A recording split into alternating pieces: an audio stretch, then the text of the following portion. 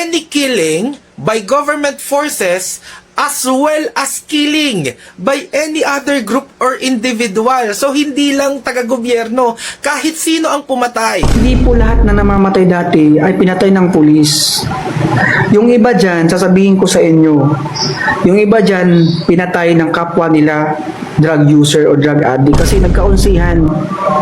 Nagkaunsihan, kunwari, nagpabenta isang drug lord, nagpabenta ng drugs sa ganito sa isang tauhan niya, tapos inistapa yung pera, di papatay siya ng drug lord, di ba?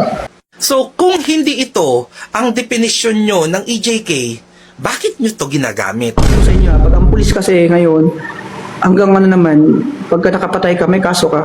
All these deaths are under investigation, and we're not saying that pinapabayaan na natin ang mga to. All of these are still being investigated, and we are committed to really give justice to all the victims.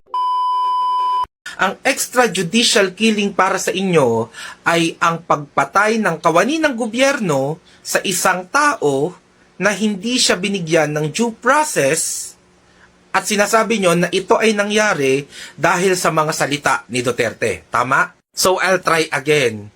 Sinasabi nyo na kaya involved si Duterte sa EJK dahil sa mga sinasabi niya noong war on drugs, pumatay itong mga PNP ng mga tao na walang due process. Okay? Sa tingin ko, yung dalawang yon somewhat kuhang-kuha na yung pagkakaintindi ko sa EJK na sinasabi nyo. Kung pasok sa mga sinasabi ko ang definisyon nyo ng EJK, may mga importanteng component dito. Una, importante na kawani ng gobyerno ang gumawa nito, lalo na kung PNP yan, di ba? Pangalawa, importante din na hindi ito inimbestigahan ng PNP o kaya hindi ito napunta sa isang judicial process. Kaya nga extrajudicial walang investigasyon o hindi man lang dininig, 'di ba, sa isang korte. Ngayon, alamin na natin kung ganun ba ang definisyon nitong 6,600 na report daw ng PNP o itong 30,000 EJK daw ng CHR. Simulan natin dito. Ayon sa mismong website ng CHR, sa article nila na Statement of the Commission of Human Rights on the SWS Survey on People's Perception of the Extrajudicial Killing Situation in the Country, ang sinasabi nilang definition nila ng CHR na kinuhanan ng 30,000 killings ay any killing by government forces as well as killing by any other group or individual. So, hindi lang taga-gobyerno, kahit sino ang pumatay, which the government fails to investigate, prosecute, and punish when it is in the position to do so. Tatagalugin ko ha. Ito daw ay kahit anong pagpatay ng government forces at kahit sino pang grupo o individual kung saan ang gobyerno ay hindi naging matagumpay sa pag-imbestiga, sa pag-prosecute, at pag-punish, pagpaparusa when it is in the position to do so. So, itong 30,000 EJK ng CHR ay hindi gawain lang ng PNP o ng mga taga-gobyerno. Binibilang nila kahit yung mga napatay ng kahit sinong grupo o individual. So this is not more on to the killings, but this is more on the investigation, prosecution, and punishment. So kapag may namatay dyan, kahit sino pa ang pumatay dyan, kapag hindi na imbestigahan, hindi na prosecute, at hindi na punish ng gobyerno kapag nasa posisyon sila, ibibilang na yon as EJK. Ay sinisisi na nila kay Duterte. So, kung hindi ito ang definisyon nyo ng EJK, bakit nyo to ginagamit?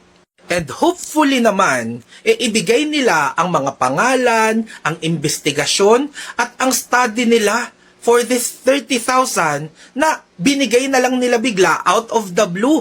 Ano daw ang basis nila dito? Kasi, for you people to use these numbers na wala namang ebidensya, galing lang sa bunganga nila, really? Papaniwalaan natin na totoo na yan? Ko sa inyo, pag ang pulis kasi ngayon, hanggang ano naman, pagka nakapatay ka, may kaso ka.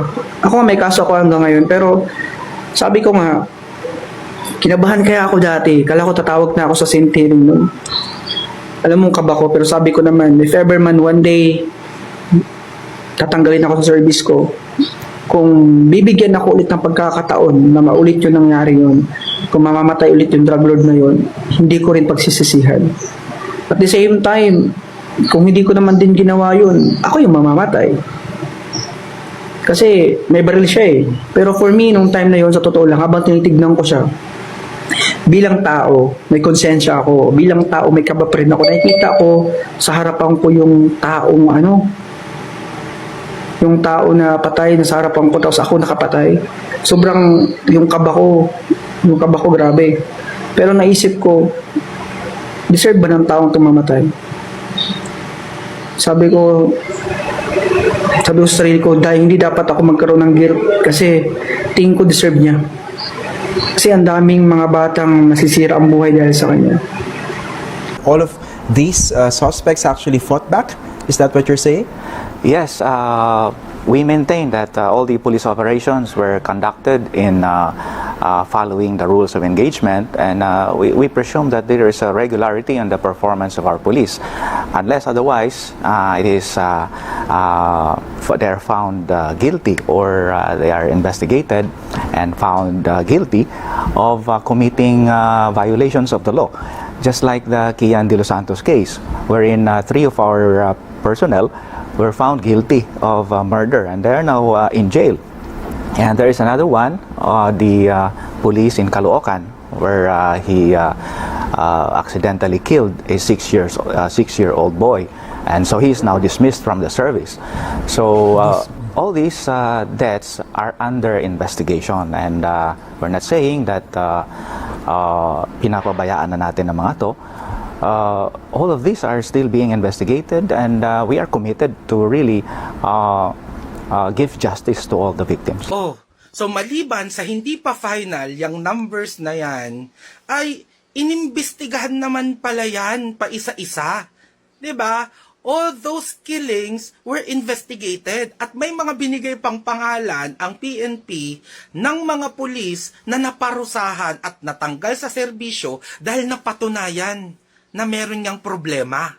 So kung dumaan sa investigation, prosecution at may mga napunish pa, are you still calling that EJK? Yes, marami siya.